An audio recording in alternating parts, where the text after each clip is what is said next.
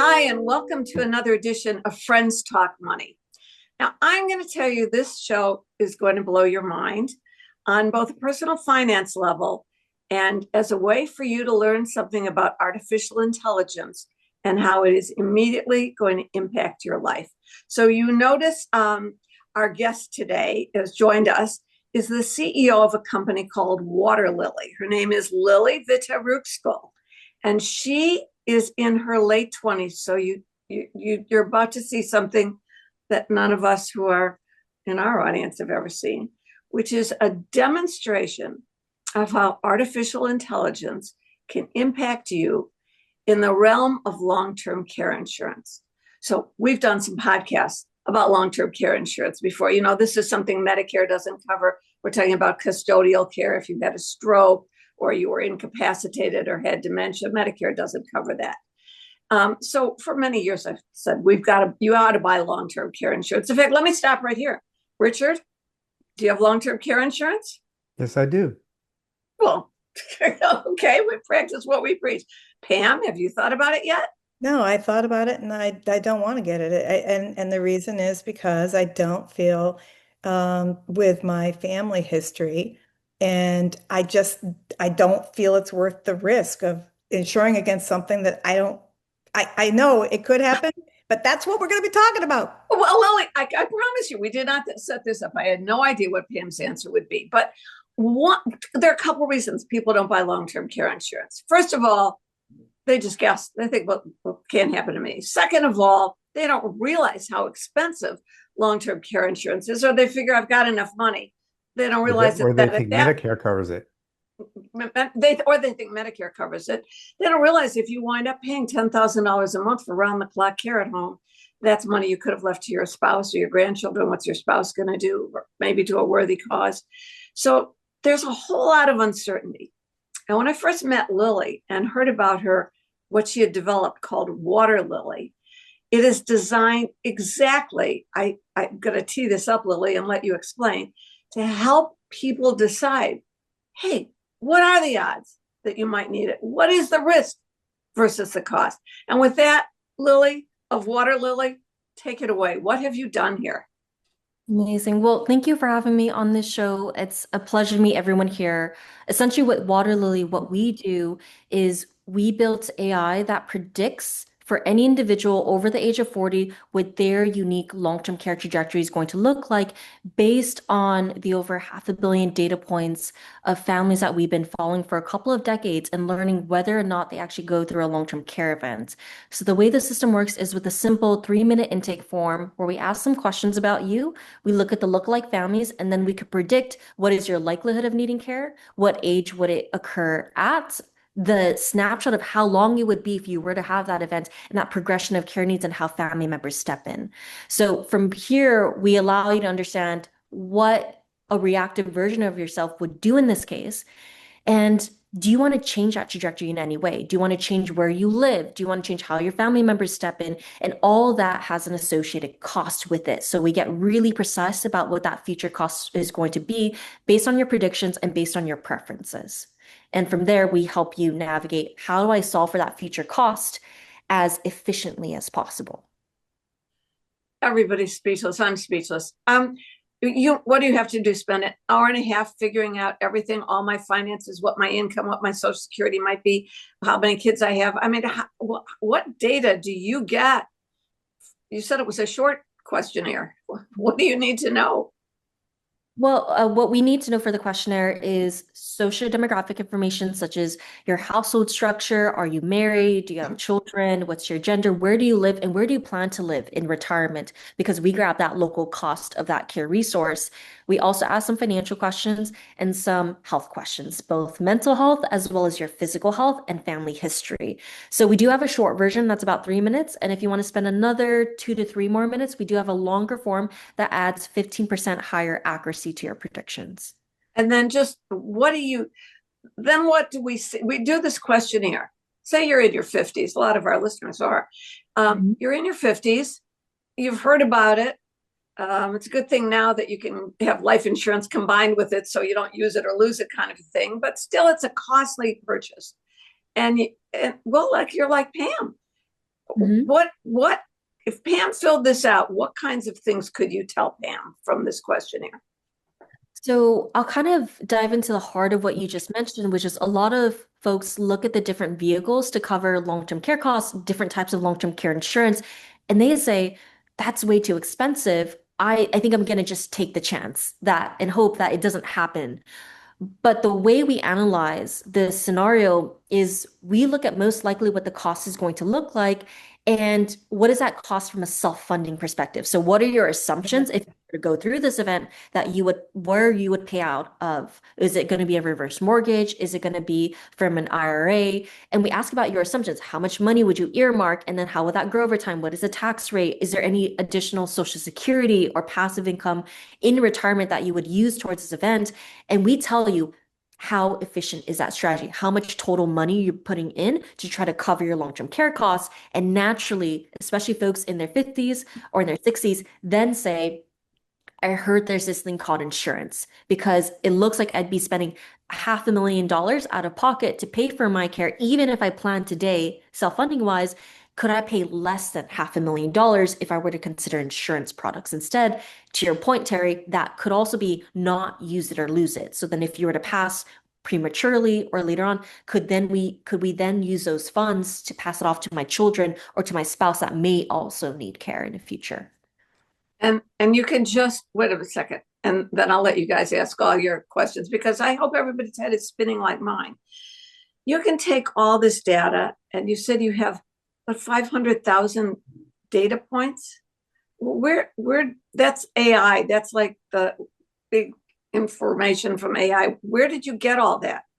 So we have various data sources. Essentially, we have a combination, of course, of governmental data databases as well as academic institutional databases, but also some of the largest CCRCs that we work with also share their data with us as well. The So we have, continuing care communities. yes, that's correct. And So so, we bingo, when you get to the bottom line, what let's assume Pam is very successful and has money saved.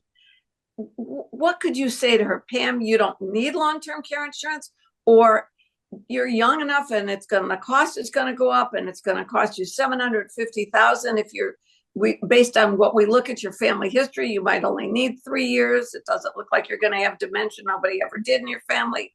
So what kind of recommendation are you going to give?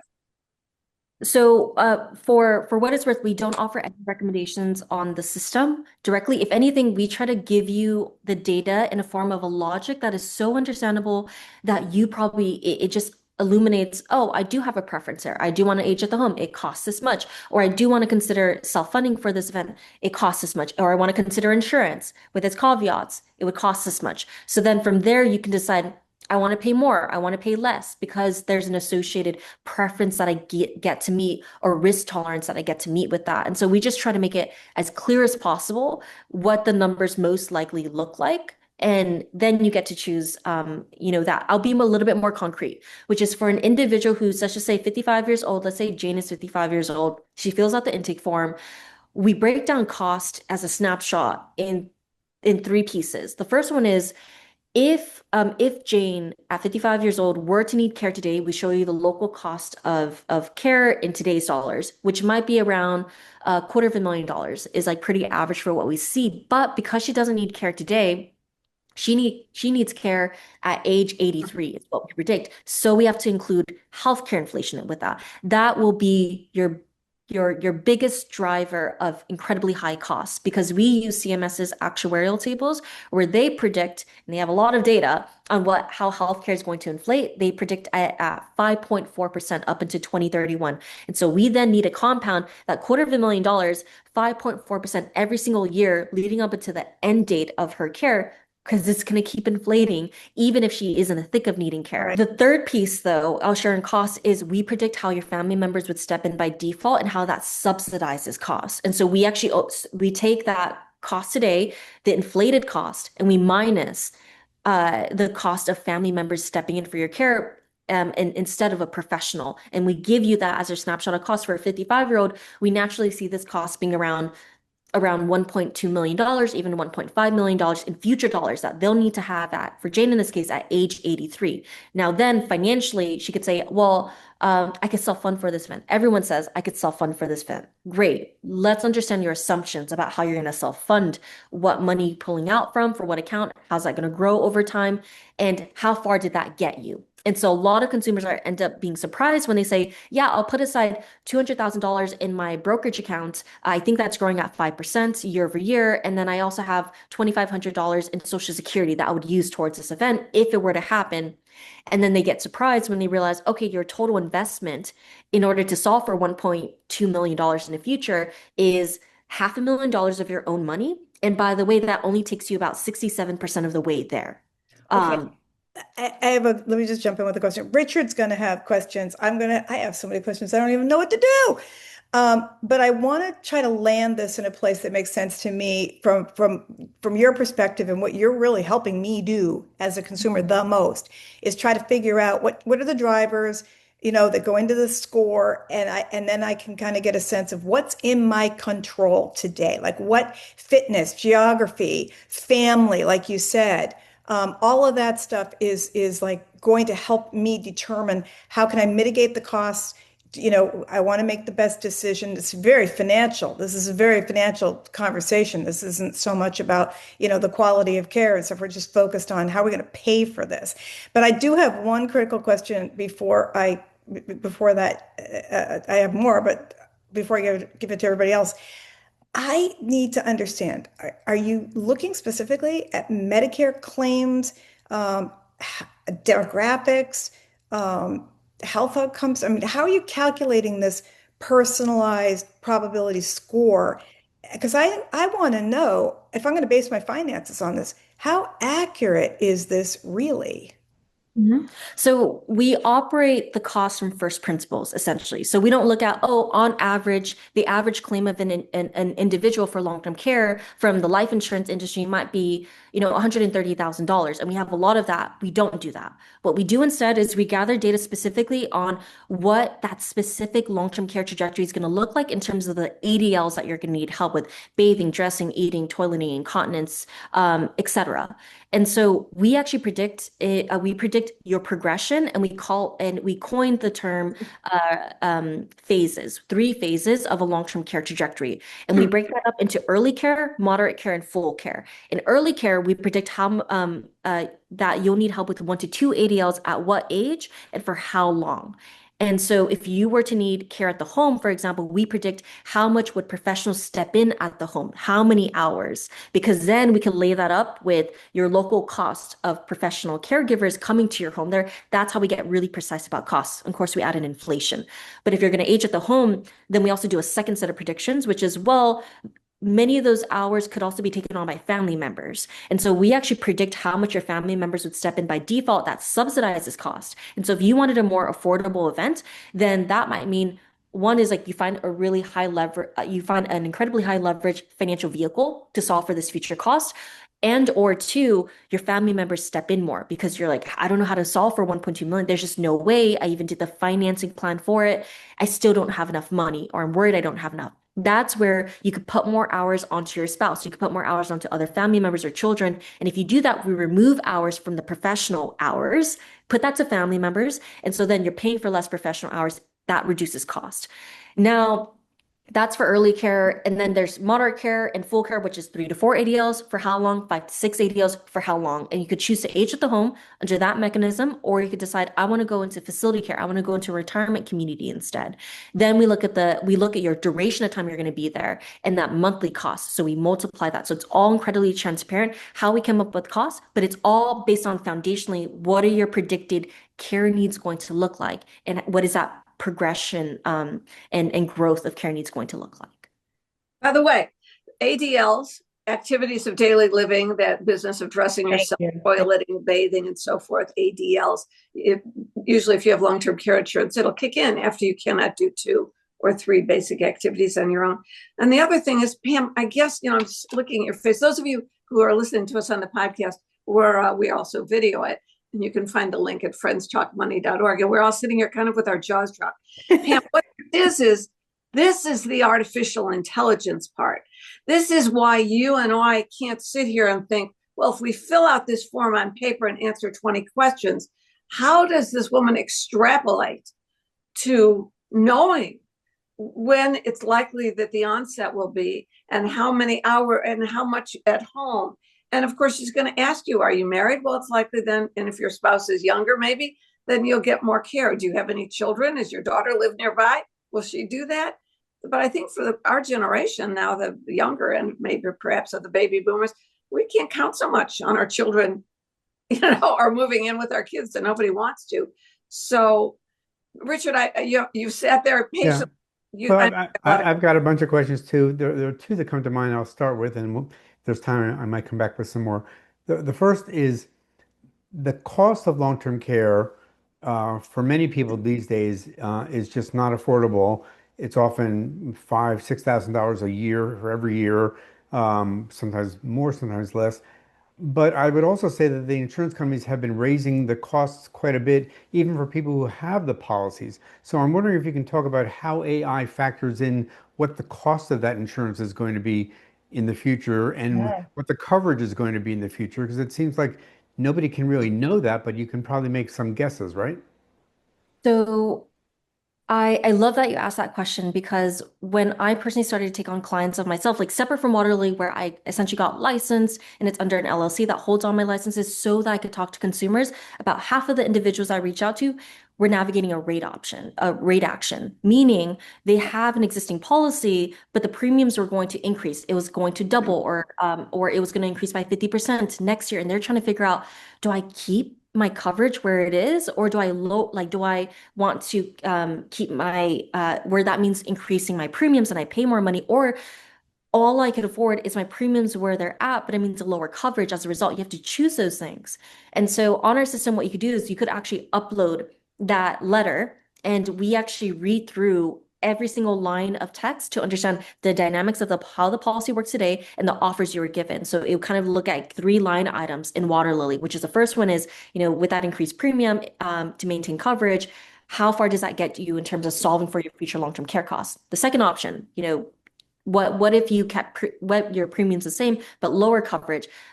How much does that cover for your future long-term care costs?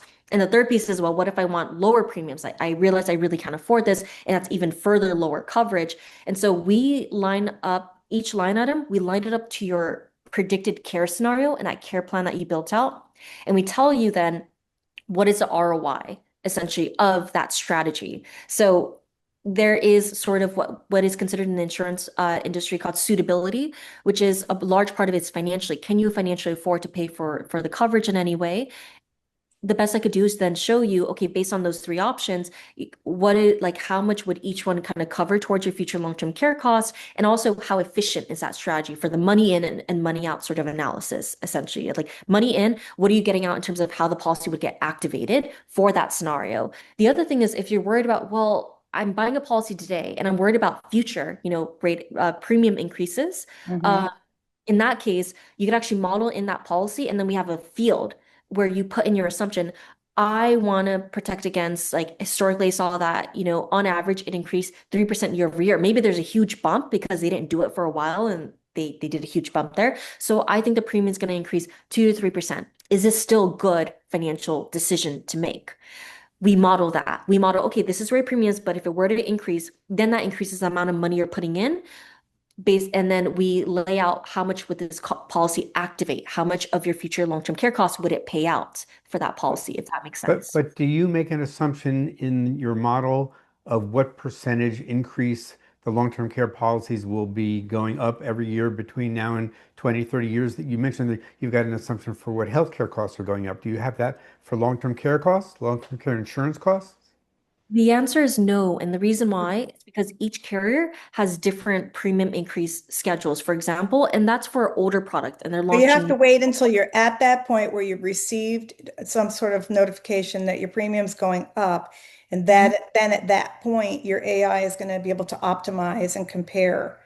Exactly. So that's what we focus on is like once you give us the options in hand, when you're navigating a rate, like rate action, maybe Richard, you're navigating this right now with your current insurance policy. I'm not sure, but you would be able to upload those options into our system and we show you, of your options, which one might be financially efficient. And the question you have to ask yourself is, well, even if I go with the one that has the highest ROI, can I afford to pay that higher ROI if that means I have to increase my premiums? So that's what you get to do. But otherwise, you would put in your own assumptions, or the Okay. financial professional that you're working with would put in an assumption about in the future, I think the premiums are increasing 3% because on average, it was increasing 3% over the last, 27 years. Okay. Lily, Then I have to pivot. You're going to kill me. You're going to hate me, but I'm going to ask the question everybody wants to know. How do you get paid? We are a simple SaaS platform. So we essentially, like Waterlily, we don't actually earn any commissions. We also don't earn any lead generation fees for what we do. We want to say as unbiased as possible. So what that actually means is that any professionals, care professionals, financial professionals, they pay us a flat monthly seat fee in order to use our software with their clients or with their prospects. Okay, one comment on that, and then I'll get off the topic. There's a huge difference between a financial advisor and a broker or an insurance agent. We're learning that. We see it. This is an abject lesson in that. Agent's going to take this and sell policies with it. Fiduciary fee only advisor doesn't sell insurance. It's going to give you an unbiased extension and a big explanation and analysis of all of your data. And that advisor is going to use this to help you make the right decisions that are in your best interest. So how do you square that circle in your mind? It's really fascinating what you see out there in the world versus, you set up certain payment structures and you expect the incentives to line up really closely to that. And that's not always the case, is what I've seen. I've actually seen good and bad actors across different licenses that they have, to be honest. I don't think that insurance agents are bad and fiduciaries are better. I've seen mistakes and lawsuits on both sides, to be quite honest. And I usually find with insurance agents, and Terry knows quite a few herself, that they try to be as holistic and as fiduciary as possible, even if they only have a license or an insurance Yeah, but they're license. not capable of doing a full deep dive financial analysis that a real financial advisor does. So it's not trying to make them bad or naughty or in some way less than, but it is to say we've got to be honest. There's a difference between a financial advisor and a guy or someone who's selling insurance. They do not have the background to look at the deep. Guess what? People who sell long-term care insurance, the agents, are a lot different than anybody else who's selling you a product. They sell a product that nobody wants to buy. Nobody wants to even think about. I'll be in a wheelchair. I won't be able to take a shower. Nobody wants to think about it. Number one, you have to think about it. Number two, I think what Lily has done is set up a way for either you as an individual to go there, and we'll talk about how all our audience would get to do this, or your financial advisor who wants to say to you, we ought to put this in your plan, or an insurance agent who wants to show you what the return on investment is. Finally, there is a way to say, look, I've always said in my speeches, you hope and pray your house doesn't burn down, but I don't know anybody who goes out without homeowners insurance. Long-term care insurance and home and fire insurance are insurances you pray you'll never have to use. But we all have a realistic perspective of the devastation of a house burning down. People don't have a realistic perspective of either the likelihood or the cost, which is, according to the latest Genworth survey, you're talking about $10,000 a month now in today's dollars for round-the-clock home nursing. Yeah, this kind of analysis is game changing. Exactly. All I'm saying is, like you're saying, if it's in the hands of the individual, if it's in the hands of someone who's able to look at it and take the information for the right reasons. Your website is Waterlily, WATERLILY.com. Now, as an agent who goes there, I see there's a $250 a month fee or something like that, where they sign up to be able to use your technology with their clients, or a financial planner could do that, right? Mm-hmm. But if our audience goes to waterlily.com, how can they run through the scenario, and what does it cost, and what would they get? Perfect. So first thing is, when you go to the website and you're a consumer and you're trying to figure out what my cost is, or I have a policy or whatnot, sign up for a wait list. When you sign up for a wait list, we actually now record either you're interested in getting connected with a financial professional, or if you're not, then 1 out of every 10 individuals I myself reach out to and say, how can I help you as an unbiased perspective that can also have the conversation because I am licensed, as well. But I run a software company. When you fill out the intake form, you have an option to actually sign up for a webinar. And if you were to essentially you then pick what slot on a webinar that you want to join. You get to learn a little bit about what Waterlily is, as well as how you will be getting access through it, which will be through my essentially account under the LLC where it holds my licenses. So just separate from Waterlily. And so that is how you actually get access, and it's for free. So whether I put myself on the list today. Yeah, better, So, better. You so absolutely better. if you join on to the webinar and you're able to actually join the webinar and you go through it, you will have automatic free access to Waterlily because we are actively learning right now how can we make it more accessible to consumers. So that is your payment essentially to us, is to learn how to improve the experience, and make the aspects of learning your cost or how to solve for that cost easier and easier. I think that is going to have outsized impact in the future. So that is free of charge. Plenty of consumers ask me, Lily, how much are you charging? I would pay so much money for this. And I just tell them, like, look, I am eating my own cooking right now by being able to help you out. Like that is valuable enough to me. And I love helping out individuals as well. So I have taken on quite a few families myself, and it's been really enjoyable for me to go through that. You share their names with agents and advisors once you've got their names? No?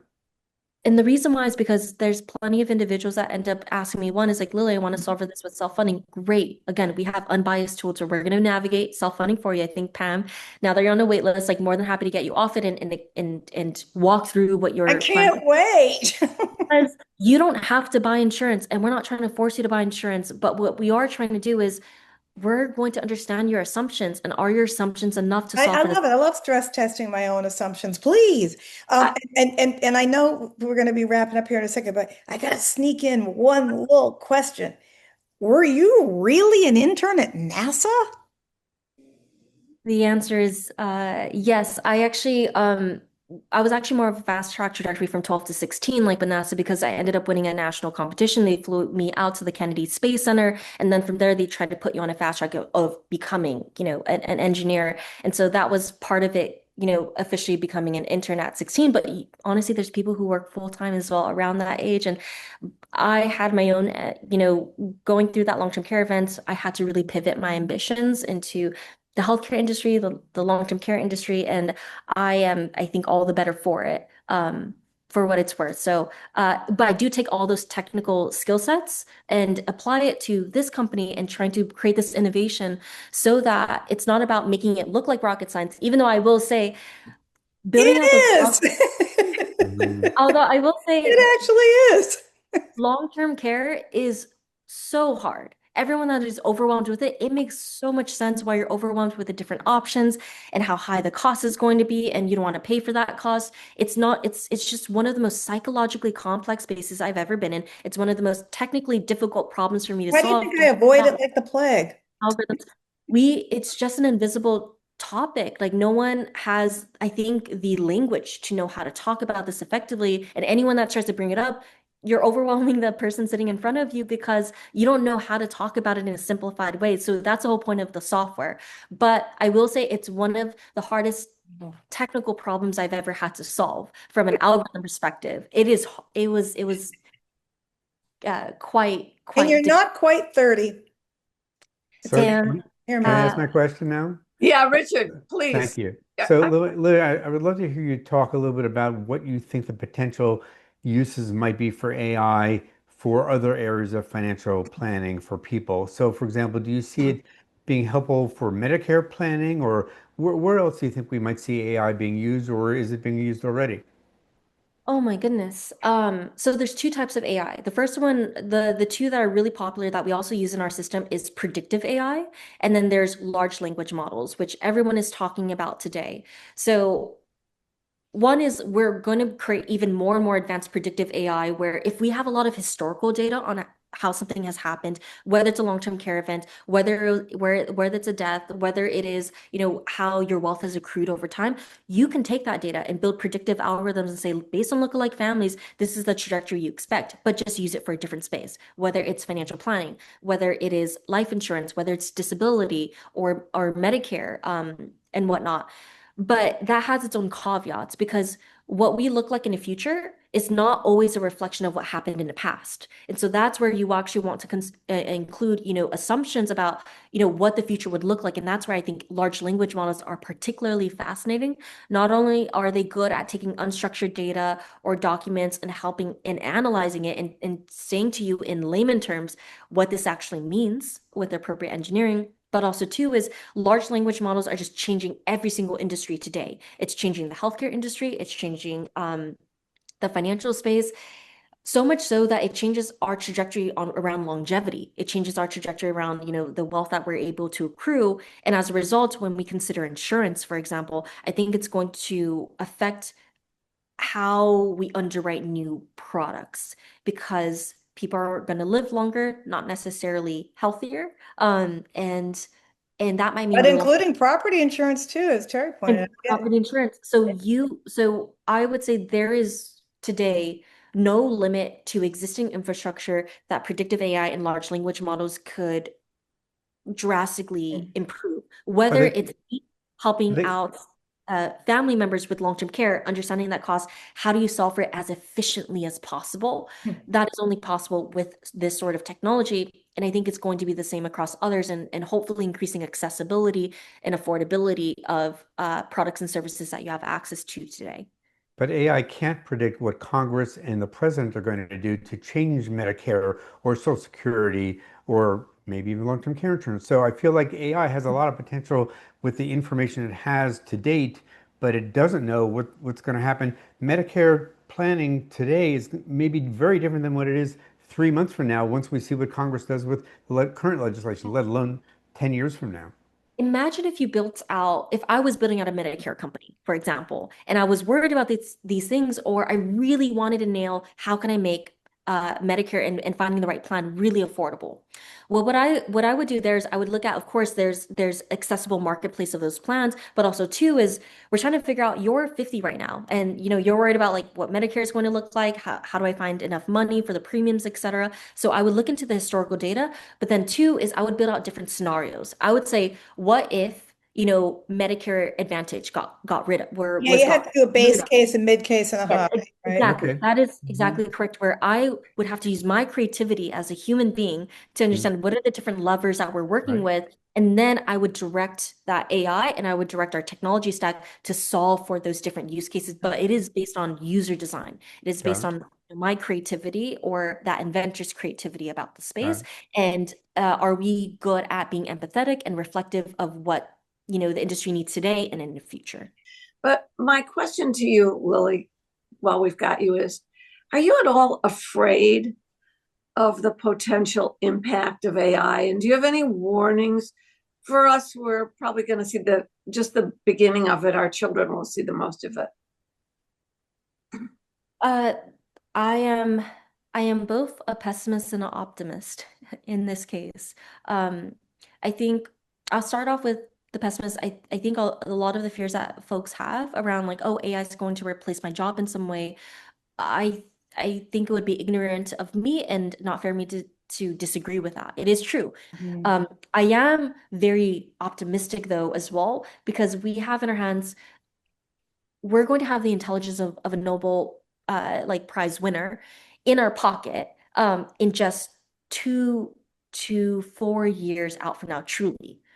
What are we going to do with that sort of technology? Hopefully, we can make better financial decisions. Hopefully, we can make better health decisions, economic decisions. Like we will have, What we will we will have that level of intelligence in our pocket. I'd love to see, what we do with it. I think it's going to mean the creation of new jobs. I think it's going to be the creation of a new higher quality of life across, different industries that are building out different products and services. And so it does require, I think, government, it will likely require government intervention and regulation to make sure that it doesn't completely upset our economy while we're trying to improve our infrastructure. Right. Let's tell everybody where they can reach you again, the website, to help you decide not whether you need long-term care insurance or not, but what your likelihood of needing this kind of care down the road, what the cost is likely to be, and making a sensible plan for funding it, either on your own or being connected with a financial planner or agent who uses it. More and more of them are.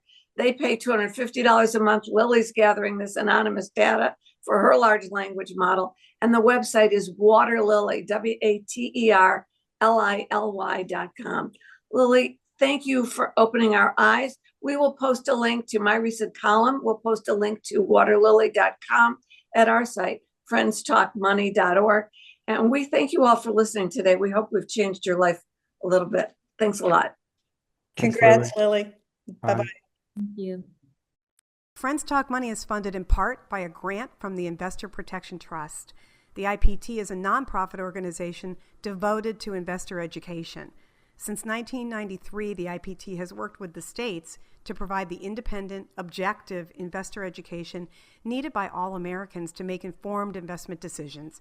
Visit investorprotection.org. We also receive support from the North American Securities Administrators Association, known as NASA. It's the oldest international investor protection organization. NASA's members include state and provincial securities regulators from the U.S., Canada, and Mexico who serve on the front lines of investor protection. Recognizing that education and awareness are powerful tools in the fight against investment fraud, NASA is pleased to sponsor Friends Talk Money. Here are 3 important tips to help you protect your money from fraud.